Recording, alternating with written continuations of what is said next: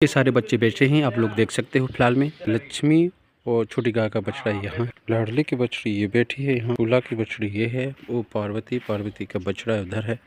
ये रहे दोस्तों सब छोटे बछड़े, बड़े बछड़े, इतने बछड़े हैं यहाँ पर। ये गाय सब बैठी हैं, देख सकते हो। इस साइड की बात करें तो सभी गाय खड़ी हैं, दूध निकल गया है, दूध नाप रहा है ड्राइवर गाड़ी के पास, गाड़ी से ले जाते हैं।